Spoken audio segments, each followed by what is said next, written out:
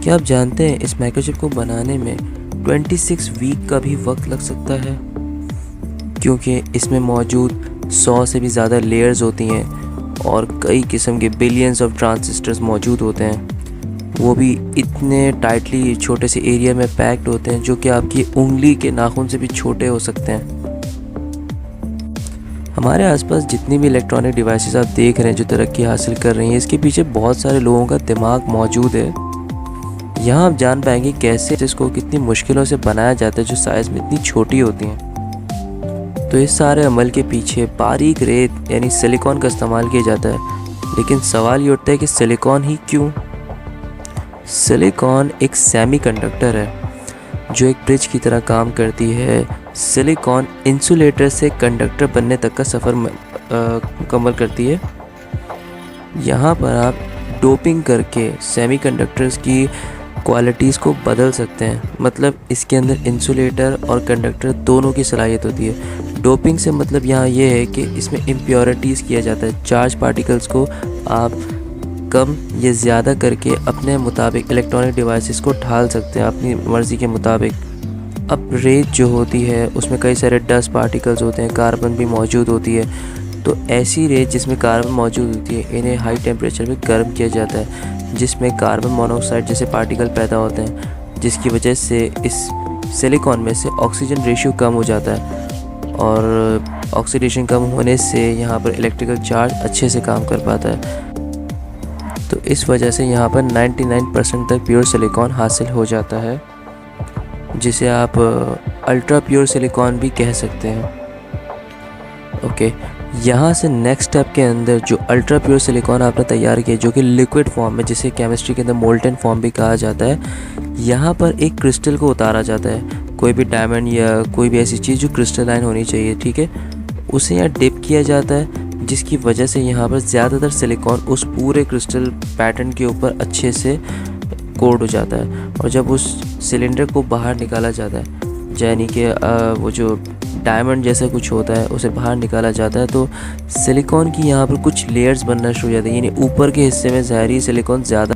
जब ये सिलेंडर बनकर एक तरह की सिलेंडर की शेप ले लेता है ये सिलिकॉन, फिर इस सिलिकॉन को वेफर्स की तरह कट किया जाता है पीसेस के अंदर। जैसे आप डबल रोटी के स्लाइसेस को कट करते हैं, वैसे ही इस बड़े से सिलेंडर को छोटे छोटे वेफर्स के अंदर कट किया जाता है और इसमें डायामीटर्स बनना शुरू हो जाता है। यानी कि पहला वेफर सबसे बड़ा, फिर उससे छोटा, फिर उससे छोटा, इस तरह करके बड़े से छोटे छोटे पीस बनना शुरू हो जाते हैं डिफरेंट साइज़ के। ये डायामीटर्स 1 से 12 इंच तक भी पहुंच जाते हैं। इसके बाद मशीनों की मदद से इन वेफर्स को तराशा जाता है, साफ़ किया जाता है, जिससे ये 12 से 18 इंच तक लंबाई में चले जाते हैं। इसका फ़ायदा ये होता है कि इसके अंदर आप मज़ीद माइक्रोचिप्स को ऐड कर सकते हैं। यानी जितना बड़ा वेफर आपके पास मौजूद होगा उसमें ज़्यादा पॉसिबिलिटी होगी माइक्रोचिप को ऐड करना आसान हो जाएगा।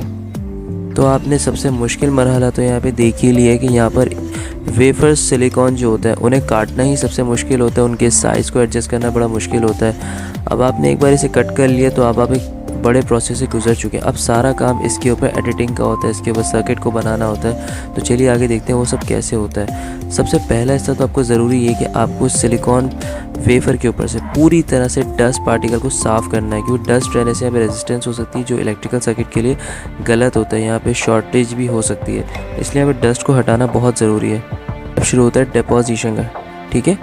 यहाँ पर नॉन कंडक्टिंग सिलिकॉन डाइऑक्साइड को उस सिलिकॉन वेफर के ऊपर प्लेस किया जाता है, जिसकी वजह से यहाँ पर किसी तरह के जैसे आप कहते हैं ना अर्थिंग होना, अलग से करंट कहीं से एब्जॉर्ब कर लेना जिस सर्किट ख़राब हो जाता है, तो उस चीज़ से प्रोटेक्ट करना बहुत ज़रूरी है कि एक्स्ट्रा चार्ज ऊपर से कहीं से आके टच करने से ख़राबी पैदा ना हो। यानी माइक्रोचिप्स वगैरह अक्सर आप देखिए ओपन होती हैं, तो उनको कहीं से भी अर्थिंग वगैरह का प्रॉब्लम ना हो, इसीलिए इसके ऊपर सिलिकॉन डाइऑक्साइड को पूरा डाल दिया जाता है इसके ऊपर।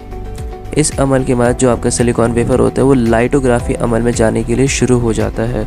लाइटोग्राफी अमल में इस प्रोसेस लाइटोग्राफी के अंदर सिलिकॉन वेफर को पूरी तरह से बदल दिया जाता है। यानी अब ये एज अ सेंसर भी काम करता है और इसमें रेजिस्टेंस मटेरियल को भी ऐड किया जाता है, ताकि रेजिस्टेंस की वजह से ये अपने अंदर इलेक्ट्रिसिटी को अपने ज़रूरत के मुताबिक कम या ज़्यादा कर सकेगा। और सेंसर्स जो आप अक्सर रोबोटिक्स के अंदर देखते हैं जो फील कर लेते हैं आपके हाथों में से निकलने वाले वाइब्रेशंस को, इलेक्ट्रिकल चार्ज को ये वो भी फील कर पाता है। इस लायक इस सिलिकॉन वेफर को बना दिया जाता है। यहाँ पर सिलिकॉन वेफर जो होता है उससे यहाँ पे अल्ट्रा वायलेट रेडिएशन का इस्तेमाल करके कट किया जाता है। जहाँ जहाँ जिस हिस्से के ऊपर यहाँ पे लाइट पड़ती है वो हिस्सा कट कर एजेस बनाकर अलग हो जाता है, यानी कि छोटे छोटे जो आपने क्यूब्स वाले पीसेस देखे हैं ये उस तरह से बनना शुरू हो जाता है। माइक्रोचिप्स जो आपने अपने कंप्यूटर के अंदर भी देखी होगी, तो ये उस तरह छोटे छोटे बिस्किट के साइज़ में कटना स्टार्ट हो जाता है। और जहाँ जहाँ ये अल्ट्रा वायलेट रेज पड़ती हैं वहाँ से सिलिकॉन की जो ऊपर सल्फ़र डाइऑक्साइड सिलिकॉन डाइऑक्साइड जो आपने लेयर ऊपर चढ़ाई थी वो सब हॉट गैसेस की फॉर्म में उड़ना शुरू। इलेक्ट्रिकल कंपोनेंट्स को केमिकल में डोप करना और उनको हाई प्रेशर में वहाँ पे हीट करना, ये प्रोसेस तकरीबन 100 टाइम्स किया जाता है। हर एक पर्टिकुलर चिप के साथ, इंटीग्रेटेड सर्किट के साथ बार बार किया जाता है, ताकि जब आपका कंप्यूटर काम करे तो वहाँ पे जो कॉम्प्लेक्स तरीके से आप देंगे जिसमें बाइनरी कोडिंग्स होती है, जहाँ आपका कंप्यूटर हीट नहीं होता जाता है, तो यहाँ पर एक बारीक मेटल का इस्तेमाल किया जाता है जो कि होता है एल्युमिनियम की बारीक तार को इसके ऊपर प्लेस किया जाता है। अब कम्प्लीटली तैयार हो जाता है तो यहाँ पर कुछ कैपेसिटर्स को लगाया जाता है। कैपेसिटर इसलिए होते हैं कि जब आपकी डिवाइस ऑन हो तो उसमें फौरी तौर पर तो इलेक्ट्रिसिटी होती नहीं है, और कितनी इस्तेमाल करनी है ये भी आपके विंडोज़ को नहीं मालूम होता जब तक वो ऑन नहीं हो जाता, लॉन्च शुरू नहीं हो जाता। तो यहाँ पे कैपेसिटर्स एक्स्ट्रा एनर्जी स्टोर करके रखते हैं ताकि वो ज़रूरत पड़ने पर कंप्यूटर को एनर्जी दे सकें। कैपेसिटर के फ़ौरन बाद यहाँ पे रजिस्टर को कनेक्ट किया जाता है। रजिस्टर्स कंप्यूटर को कितनी एनर्जी कितने पल्स रेट पे देना है इस चीज़ को कंट्रोल करते हैं पूरी तरह से। क्या पता कंप्यूटर गलती से ज़्यादा एनर्जी एब्जॉर्ब कर ले तो माइक्रोचिप को उड़ा भी सकता है, ख़राब कर सकता है। तो ये पूरा कंट्रोल रखने के लिए यहाँ पे रजिस्टर्स मौजूद होते हैं।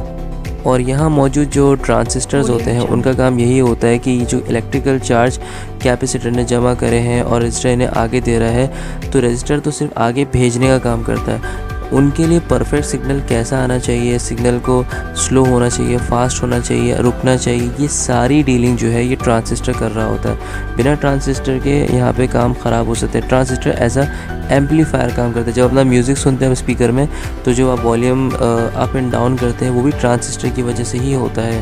तो यहाँ पर ट्रांजिस्टर तय करता है कि इलेक्ट्रिकल चार्ज कितनी वेलोसिटी से जाएगा, कितनी नहीं।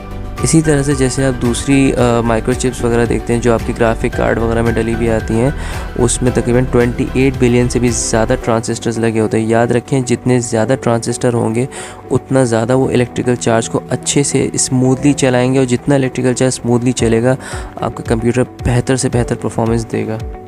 और साइंटिफिक रिसर्च भी यही कहती है कि कंप्यूटर के अंदर काबिलियत धीरे धीरे बढ़ती जा रही है हर 2 साल के अंदर, क्योंकि इसके अंदर लगातार बढ़ते हुए ट्रांजिस्टर की गिनती मुसलसल बढ़ रही है। लोग जितना ज़्यादा ट्रांजिस्टर को इसमें ऐड करते जा रहे हैं उसकी वजह से कंप्यूटेशनल पावर बहुत ज़्यादा बढ़ रहा है, और हर 2 साल में कंप्यूटर की परफॉर्मेंस बेहतर होती जा रही है। तो फ्यूचर में हमें बहुत स्मार्ट कंप्यूटर देखने मिलेंगे, और इसी वजह से हमारी मशीनरी